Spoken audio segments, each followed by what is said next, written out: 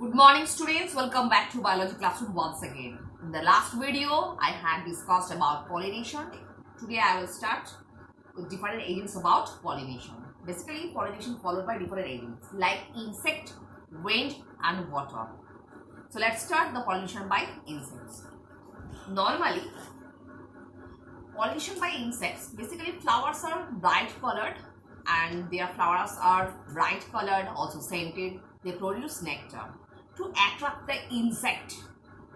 When insect sit upon a flower to suck the nectar and the pollen grains stick with their body parts. And when same insect flows away to the next flower or another flower, same way the pollen grains fall upon the stigma of another flower. In this way the pollination, the fertilization occurred. So normally butterflies and bees are the common agents of pollination insect. So let's start about the characters about pollinated flowers. Normally insect pollinated flowers are large in size. They have bright petals for attracting the insect. They are also able to produce nectar because nectar as a food, insect coming closer to the flowers to collect the nectar. Same way, they are also scented. They produce a good smell for attacking the insects. And most probably, the pollen grains are sticky as they easily stick with the insects and flow away to another flower. And it is possible to happen the pollination. Next, pollination by wind. Normally, those flowers are pollinated by wind. The flowers are basically not bright colored, not large in size, and they are not able to produce nectar as well as good smell because they don't need to attract the insect. Their pollen grains are too small in size, and they are not sticky, but they are very light in weight as they easily flows by wind. Basically, the anther are large in size. They also hang out from the flower and they wait to catch the wind. As they able to contact the wind, they can easily flows away. Normally the pollen grains are lightweight, that's why they are easily flows away with wind and fall upon stigma. And also wind pollinated flowers, their stigma are feathery and fluffy because as they can easily catch the pollen grains. Basically, pollen grains are as a powder forms. They can easily flow and fall upon feathery stigma. In this way, their fertilization occurred. So, what are the characters of wind pollinated flowers? Basically, in these wind pollinated flowers, anthers produce large amount of pollen grains. Pollen grains are basically lightweight, small in size, as they easily flow with wind.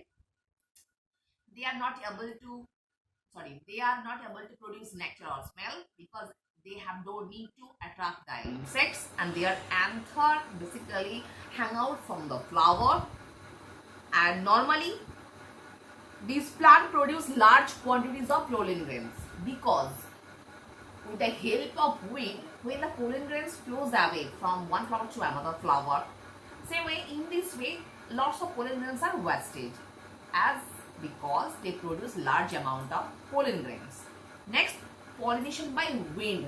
Normally, pollination by wind flowers basically like submerged water aquatic plants. They produce pollen grains and normally they flows into water, and when they closer contact with stigma and anther, they fertilized.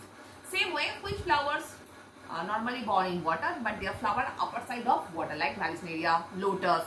They also followed the insect pollination. The characteristic of water pollinated flowers.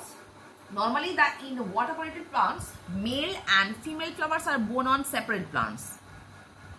Pollen grains are produced by these plants in large quantities.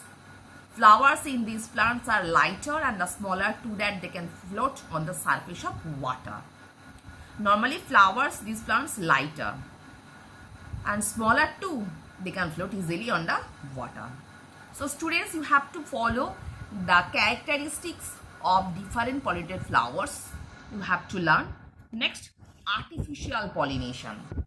Artificial pollination is usually carried out to improve the variety of particular plants.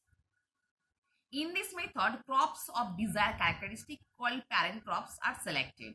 During this process, the gynoecium of flower is kept covered with a paper or polybag so that pollination does not take place naturally. Once the stigma of flower one crop plants mature, carefully selected pollen from flower to other crops plant are placed on these stigmas. I mean, in case of artificial pollination, pollination basically will happen with the help of human activities. We collect the mature gynoecium and we collect them on a polybag as they covered with a polybag so that pollination does not occur naturally. Same way, the seeds produced in this manner good characteristic. We follow the artificial pollination as because we can approve the different types of variety in plants. The seeds produced in this manner, they are good characteristic both plants, and this new variety is known as hybrid. So underline this word. What is hybrid? I mean, with the help of artificial pollination, when we produce new plants, they produce highly characteristic seeds, both plants and this new variety. Then the new variety is also known as hybrids. Several varieties of plants of fruits such as mango, grains such as rice, maize, wheat are produced in this manner. Next, fertilization. That is very important part of this chapter, fertilization process. So look at the picture first. This is the gynoecium. Basically, the basal swollen part that is known as ovary. The tip flattened area is stigma. When pollen grains fall upon stigma, same way pollen grains try to enter into the ovary. The pollen grains create a pollen tube. Through pollen tube, it entered the ovary, and with the help of micropyle, pollen tube burst out and release the male gametes. Normally, male gametes enter into the ovary and fuse the female gamete, then produce a fertilized egg cell or zygote. Next, zygote transfer into embryo. Excess ovule that turn into seeds, and the ovary get turned into ripened fruits. This is the fertilization process. So what is the fertilization process? After pollen reaches the stigma of another flower of the same species, it starts to grow by forming a pollen tube. I mean, when pollen grains fall upon the stigma, pollen grains form a pollen tube to enter the ovary. This pollen tube has two male nuclei. Normally, pollen tubes have two nuclei. One nucleus is also able to fertile the female egg and one is excess. It travels down the style and enters the ovule in ovary. In ovary, pollen tubes release male cells which fuse with female cells to produce zygote. This process in which the male gametes present in pollen grains fuse with the female gametes present in ovule to form a new cells that is called as zygote. In this called fertilization. The ovule that contains the fertilized egg cell eventually develops into seeds, and the ovary enlarges and converts into fruits. So again I will discuss the matter. When pollen grains fall upon stigma, basically pollen grains fall a pollen tube. Through pollen tube, it try to enter with ovary. And when it reaches up the tip of the ovary, pollen tube bursts out and release two male gametes. It contains two nucleus. One nucleus is able to fertile the female gametes and then turn into fertile egg cell or zygote. Again, zygote transfer into embryo or baby cell. Next, excess ovule that turn into seeds and the total ovary that turn into ripened fruits. So this is the fertilization process.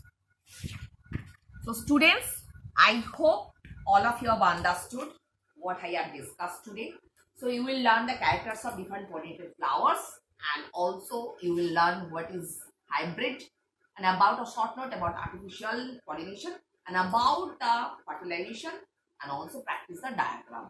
So for today, up to this portion.